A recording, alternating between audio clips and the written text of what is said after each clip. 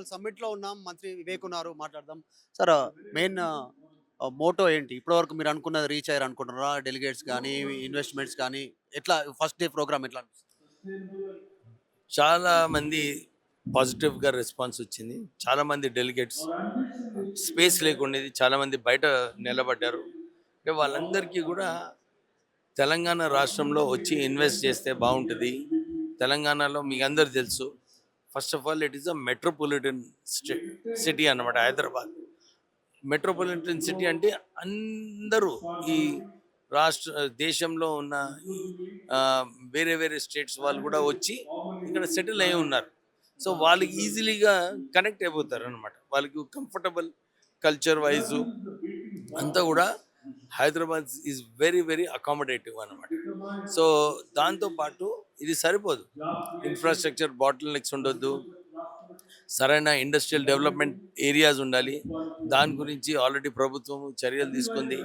తర్వాత ఎలక్ట్రిసిటీ ఆ నీడ్స్ ఏదైతే అవసరమో 2047 వరకు $3 ట్రిలియన్ ఎకనామీ కావాలంటే ఎలక్ట్రిసిటీ నీడ్స్ ఈ రోజు ప్లాన్ చేయాలి. సో ఆల్రెడీ రాష్ట్ర ప్రభుత్వం 2034 వరకు చేసుకున్నారు.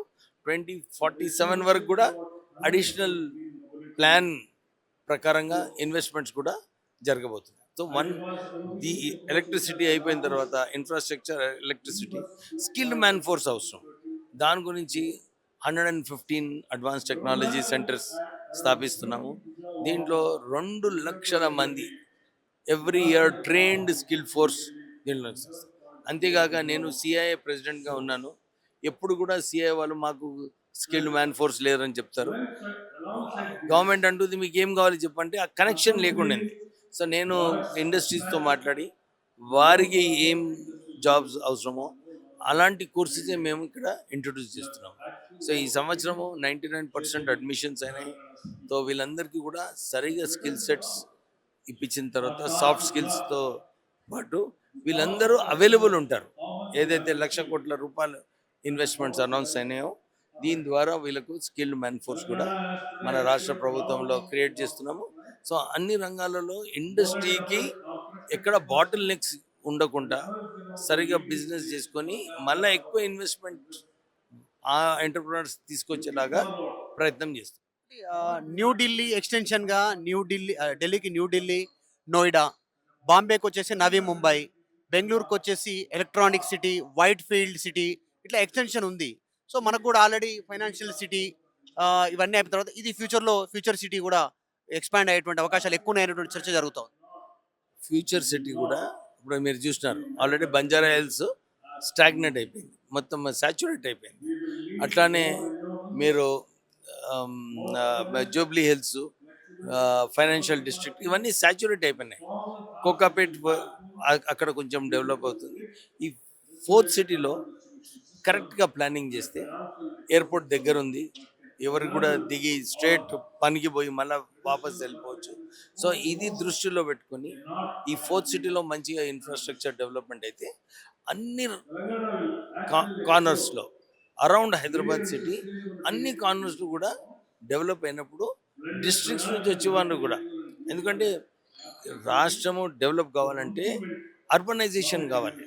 అర్బనైజేషన్ కావాలంటే కొత్త సిటీలు రావాలి ఇట్లా. సో అదే ఆలోచనతోని ఫోర్ సిటీ స్థాపించడం జరుగుతుంది. దీని వలన ఇక్కడ skill force, easy availability, electricity, infrastructure, land ఇవన్నీ కూడా రాష్ట్ర ప్రభుత్వం ఆలోచనతోని పనిచేస్తుంది. సో మంచి వాతావరణము ఇండస్ట్రియలిస్ట్కి వచ్చి ఇన్వెస్ట్ చేయడానికి తెలంగాణలో ఉన్నాయి. వివేక్ గారు ఇప్పుడు విమర్శలు ఎట్లా చూస్తా ఉన్నారు ప్రతిపక్షాల నుంచి? ఇది వేస్ట్ ఆఫ్ మనీ అనేటువంటి స్టేట్మెంటు, ఇలా ఈ తెలంగాణ రైజింగ్ అని మీరు తీసుకుంటే తెలంగాణ రైజింగ్ కాదు క్లోజింగ్ అనేటువంటి స్టేట్మెంట్స్ బీఆర్ఎస్ నుంచి వస్తా ఉన్నాయి. అంటే కేటీఆర్ ఇండస్ట్రీ మినిస్టర్ ఉండే, మున్సిపల్ అడ్మినిస్ట్రేషన్ మినిస్టర్ ఉండే.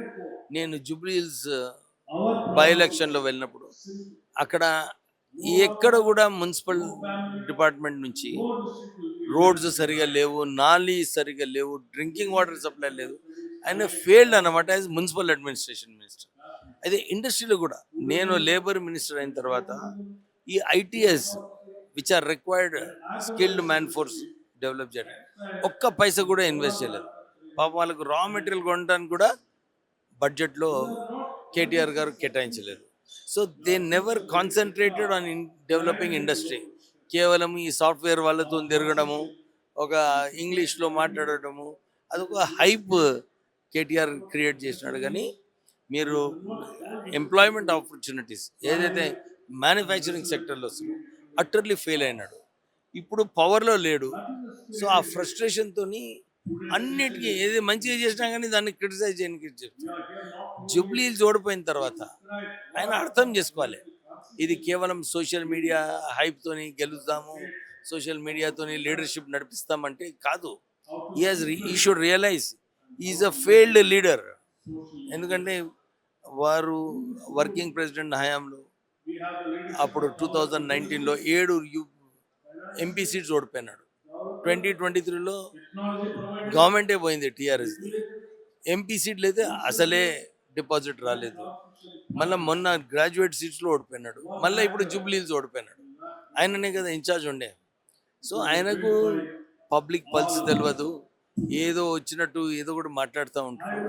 ఆయన ఉన్నంత కాలం కాంగ్రెస్ పార్టీకి చాలా మంచిది. ఒకటి ఇట్లాంటి ఫ్యూచర్ సిటీకి కేంద్ర సహకారం చాలా అవసరం ఫ్యూచర్లో కంపల్సరీ. సో ఇప్పటివరకు మీరు కేంద్ర సహకారం అందలేదని స్టేట్మెంట్ చేశారు ముఖ్యమంత్రి నుంచి మంత్రుల వరకు. ఇప్పుడు ఫ్యూచర్లో ఉన్న ఫ్యూచర్ సిటీకి అందే అవకాశం ఉందా? దాని గురించి ఎట్లా? ఫ్యూచర్ సిటీలో government willing organise the infrastructure చూసి అందరు కూడా వస్తారు. కేంద్ర ప్రభుత్వం సహకరిస్తే ఫైన్, లేకుంటే రాష్ట్ర ప్రభుత్వం వారే సరిగా ఇన్ఫ్రాస్ట్రక్చర్ ఫెసిలిటీస్ క్రియేట్ చేయాలని చెప్పి ఆ ఆలోచనతో పనిచేస్తున్నారు. So it should not be a problem to develop fourth city as one of the finest cities in the country. Thank you. ఇది మంత్రి వివేక్ చెప్తా ఉన్నారు పరిస్థితి గ్లోబల్ సిటీకి సంబంధించినటువంటి విషయంలో.